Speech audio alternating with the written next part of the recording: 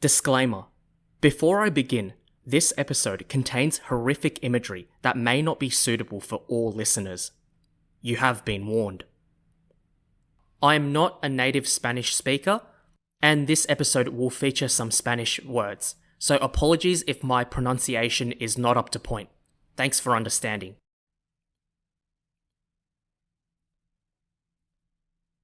On May the 17th, 2021, a small northern city in Mexico, surrounded by desert, got some attention when the President of Mexico, Andrés Manuel López Obrador, visited the city. He was accompanied by a Chinese ambassador, Zhu Qingqiao. In a ceremony, Andrés Manuel López Obrador addresses the crowd and says that, quote, "The racism that the inhabitants of China have suffered for centuries is equal to, or worse than that suffered by indigenous Mexicans or Africans," and apologizes for a horrific act committed by a group of Mexicans 100 years ago. What on earth is he talking about? Why is he talking about the Chinese? With the Chinese ambassador by his side, and at a small city in the middle of the northern Mexican desert? Well, we will understand this soon enough when you understand the city he has made this speech from. The city they are at is Torreón, and over 100 years ago, this city was the setting of a brutal massacre. G'day everyone, welcome back to the Bamboo History Podcast. For those of you who are new, the Bamboo History Podcast is a podcast about Chinese and East Asian history. If you enjoy Chinese history, or history in general, or want to learn something new, or just want to keep occupied on a train or car ride by a charming Australian guy, then this is the podcast for you. Please hit that subscribe button so you can keep up to date with the latest content, and also follow the socials like Instagram, TikTok, as well as the podcast's website. Don't worry, I'll leave all these details in the description box. Today, we will be heading across the Pacific Ocean to Mexico. Mexico is rich with culture, history, scenery, fantastic food, and friendly people. But today, I'm going to explore a dark side of the country's history, and it involves the Chinese people. So, without further ado, let's get straight into it.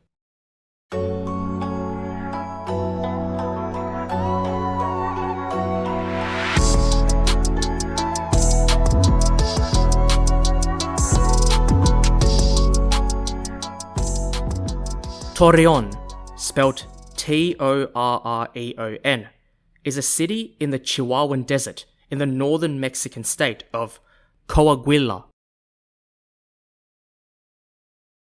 Named for a big tower that was in the middle of the city, in modern times, it is a city with over 700,000 people and has a booming agricultural industry, especially the dairy sector.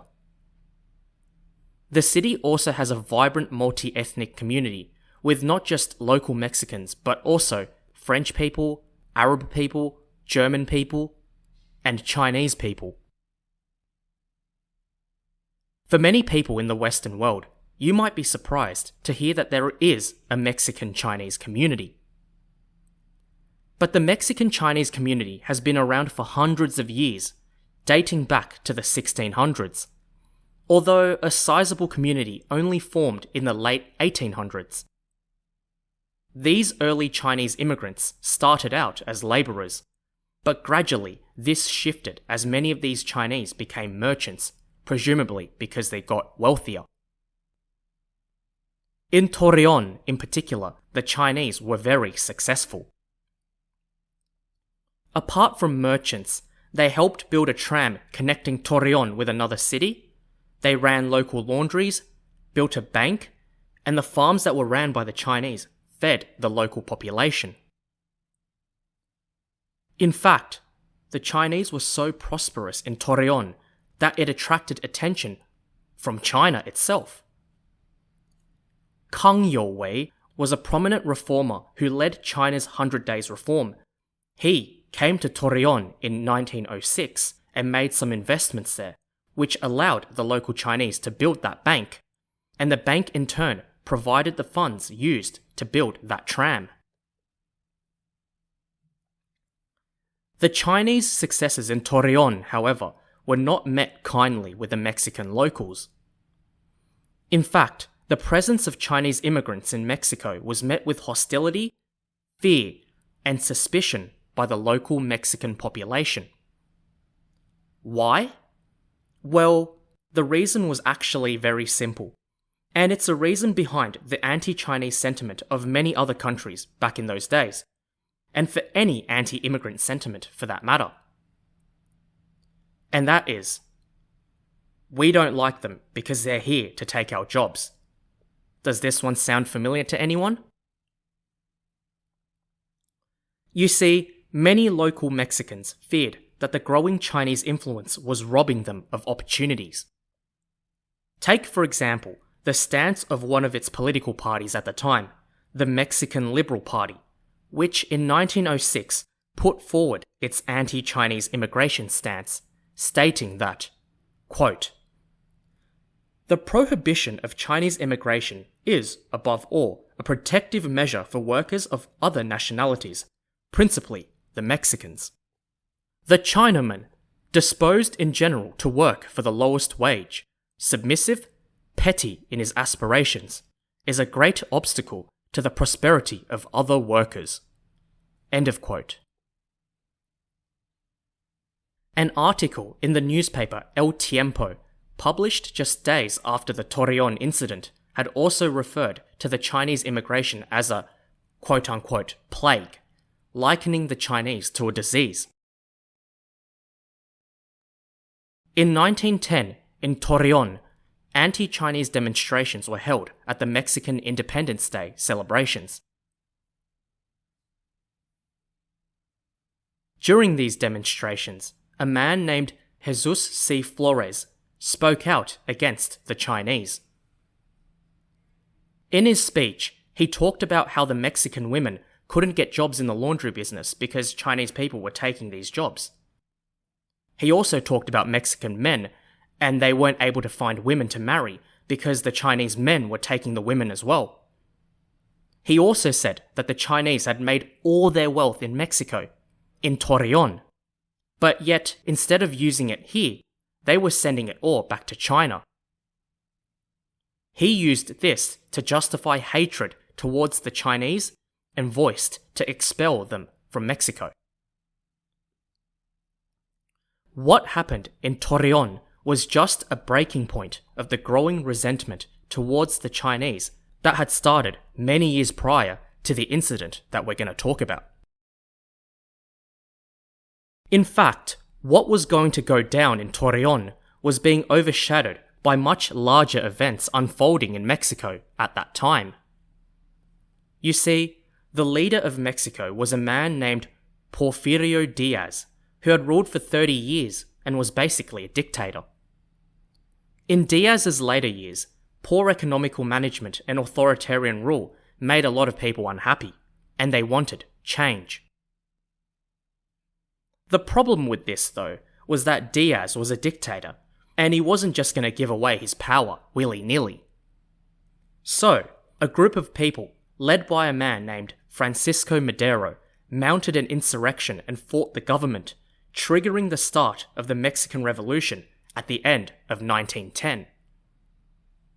The event can be also labelled as the Mexican Civil War, and for the next 10 years, the rebels, or revolutionaries, however you want to call it, fought the pro-government forces for control over the country, and eventually won. Yes, it is a major event in Mexican history, but what does it have to do with the Chinese in Torreón? Well, the Chinese people had already sensed that they were not welcomed and believed that people would take advantage of the war to attack them. On the 12th of May 1911, a day before the Revolutionary Army arrived in Torreón, the Chinese Merchants and Labourers Society in Torreón issued a warning for the Chinese as follows.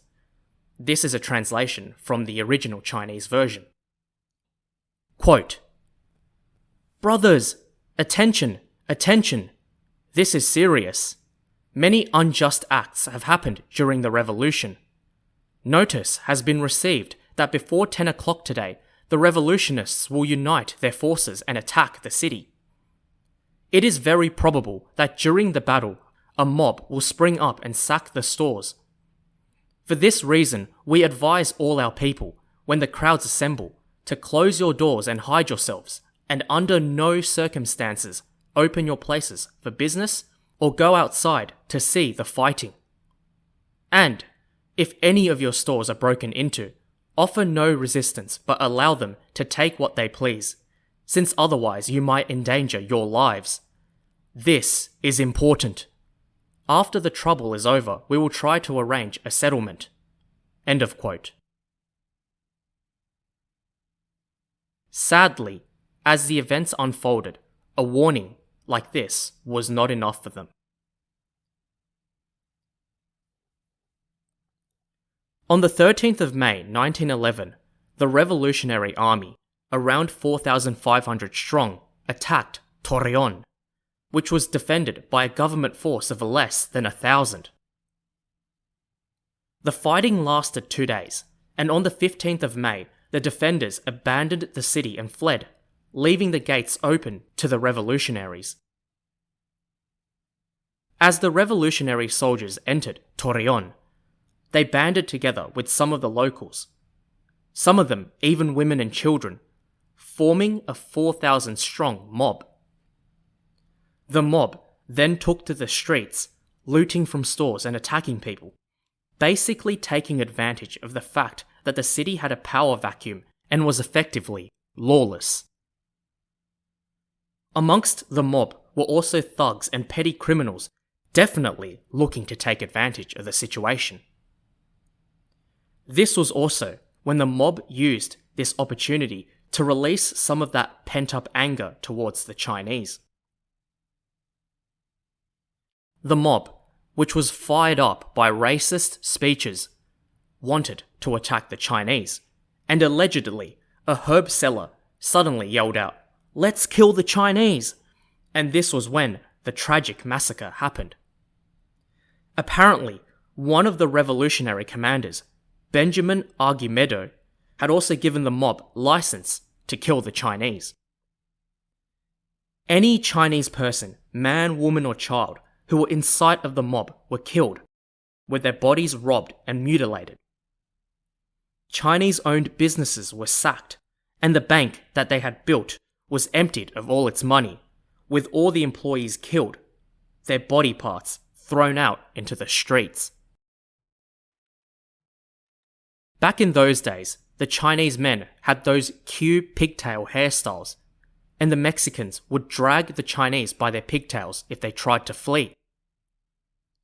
Others were chased down by men on horseback who would either trample them with their horses or drag them back into town to be slaughtered. A Sydney Morning Herald article that I found, written on the 12th of June 1911, describes that, quote, "Heads of murdered Chinese were rolled along the streets, and their bodies were tied to the tails of horses." End of quote. Another account, written by an American woman living there at the time named Edith Wagner, describes that little Chinese boys were taken by the mob and used as target practice, and that Chinese people that were hiding in a post office were dragged out and hacked to pieces with machetes. Despite the horrible acts committed by the local mob, some of the Mexicans saved Chinese people from the attacks.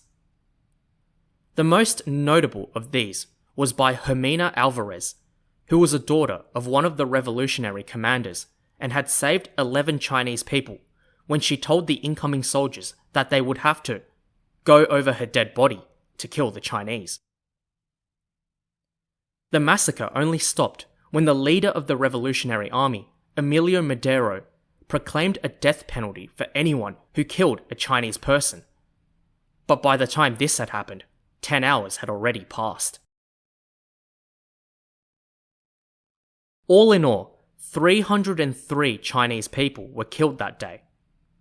5 Japanese people, who were mistaken as Chinese people, were also killed. But that wasn't all. The bodies of the Chinese were not given a proper burial. All their bodies were stripped naked and just thrown together in a ditch. Some of the soldiers and locals were still posing for photos with the dead bodies. Obviously, the perpetrators were not just going to get away with it. The Qing Chinese government launched an investigation into the massacre to seek justice for the victims.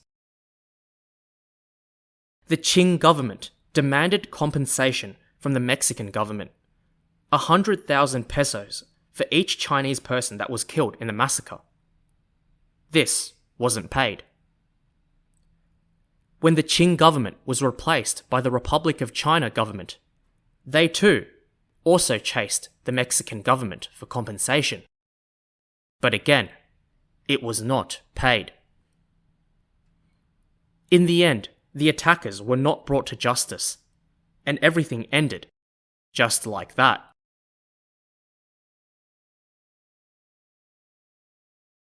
There is a famous comic book series in Mexico called El Peso Hero, written by Hector Rodriguez and illustrated by J.M. Chema. El Peso Hero's plot centers around a modern-day superhero named El Peso Hero, who uses his strength to protect people on both sides of the US-Mexico border from the bad guys, and the stories feature El Peso Hero taking on drug cartels, human traffickers, and corrupt agents.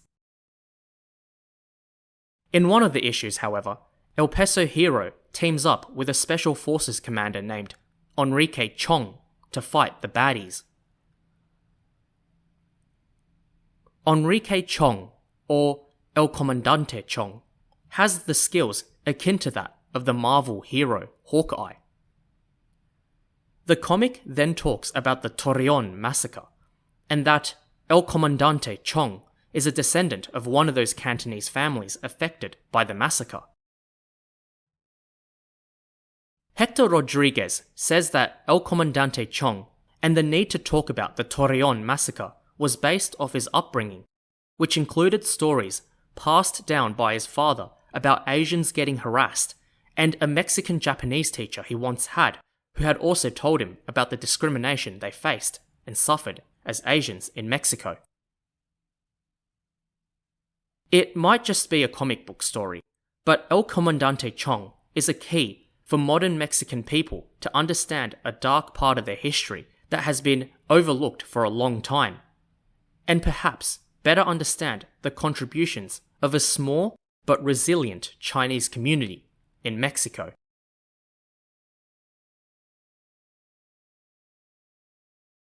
So yeah, that's it. That's the end of the story of the Torreón massacre.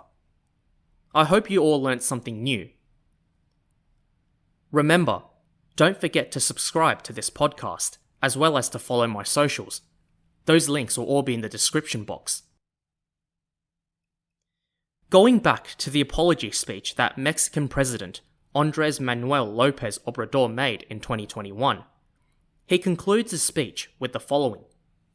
Quote, "In short, I believe this act in which the Mexican state asks for forgiveness from the families of the victims of the authoritarian repression committed by movements, organizations, and governments of our country not only obliges us to assume our responsibility and guilt, but also to accept the commitment to the people and the People's Republic of China that the Mexican state will never again allow racism, discrimination, and xenophobia."